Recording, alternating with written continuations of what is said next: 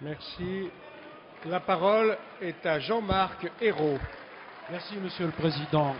Madame la ministre des Affaires étrangères, la conduite des affaires étrangères de la France est un métier difficile. La France dialogue, y compris avec des nations qui ne sont pas gouvernées selon les principes démocratiques. Ce réalisme a été partagé par tous les gouvernements. Encore faut-il qu'ils ne rendent pas aveugles sur les viols répétés des droits de l'homme et des libertés.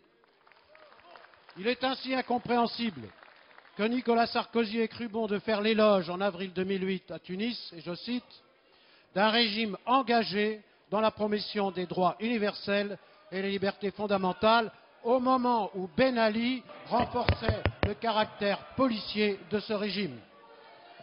De l'aveuglement à la faute, il n'y a souvent qu'un pas, et c'est celui que vous avez franchi. Je vous en prie. Mardi dernier, en répondant aux questions de plusieurs d'entre nous. Face à un soulèvement majoritaire et populaire, le pouvoir tunisien a choisi la répression, les tirs à balles réelles contre des manifestants pacifiques et désarmés, et la France, par votre voix, aurait dû s'élever avec force pour condamner sans appel ces crimes. Et au lieu de quoi, vous avez suggéré, Madame la Ministre, de mettre au service d'une dictature notre savoir-faire en matière de sécurité. Hier, après le décès d'un photographe de presse français, votre porte-parole s'est contenté d'un laconique « Il s'agit d'un emploi disproportionné de la violence ». Madame la Ministre, les mots me manquent pour qualifier des prises de position qui disqualifient la France aux yeux du monde et des Tunisiens.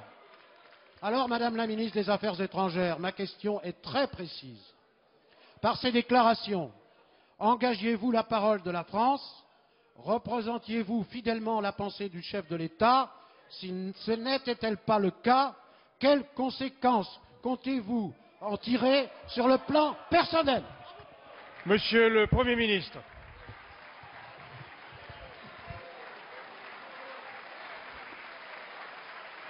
Monsieur le Président, Mesdames et Messieurs les députés, Monsieur le Président Ayrault, je voudrais d'abord dire toute ma confiance à Madame Alliot-Marie et regretter l'exploitation peu honnête que vous faites de ses propos. L'histoire, Mesdames et Messieurs les députés, avance souvent plus vite que la diplomatie. Et nous avons fait collectivement l'expérience de cela lors de la chute de l'Union soviétique et de la réunification allemande.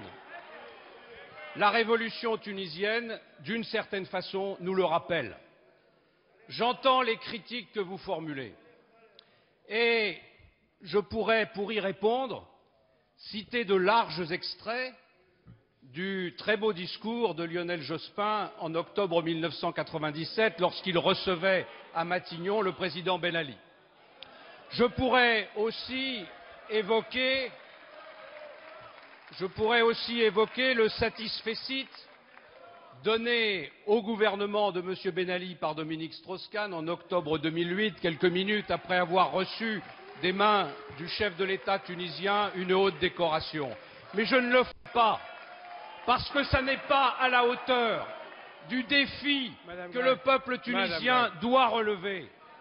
Le défi que le peuple tunisien doit relever, c'est de réussir une transition démocratique qui soit à la hauteur des espoirs que les Tunisiens ont mis dans le mouvement populaire qu'ils ont engagé et qui les a conduits à faire preuve d'un grand courage et à braver tous les risques.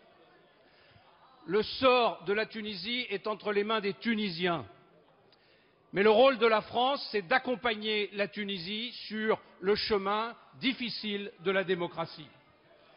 Comme le président de la République l'a rappelé dès samedi, la France est aux côtés du peuple tunisien. La France souhaite l'organisation d'élections libres en Tunisie, qui sont la seule issue possible à la crise que connaît la Tunisie. Et d'ailleurs, nous sommes prêts à fournir au gouvernement tunisien, s'il le désire, l'assistance nécessaire pour participer à la préparation et à l'organisation de ces élections. Nous voulons ensuite indiquer au gouvernement tunisien que nous sommes décidés à accroître notre effort de coopération économique et culturelle. Nous sommes déjà le premier bailleur de fonds d'aide au développement à la Tunisie. Faire plus, ce sera montrer que nous avons confiance dans le processus démocratique qui est engagé.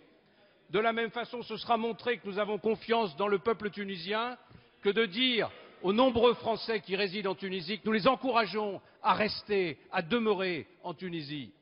Enfin, nous nous engageons, dans le cadre de l'Union européenne, à obtenir un accroissement de l'aide de l'Union européenne et surtout l'octroi de ce statut privilégié qui a déjà été accordé au Maroc et qui peut constituer un autre signe pour permettre aux Tunisiens d'avancer sur la voie de la démocratie. Mais mesdames et messieurs les députés, l'essentiel, c'est la très ancienne et la très forte amitié qui lie la Tunisie à la France, qui lie le peuple tunisien au peuple français.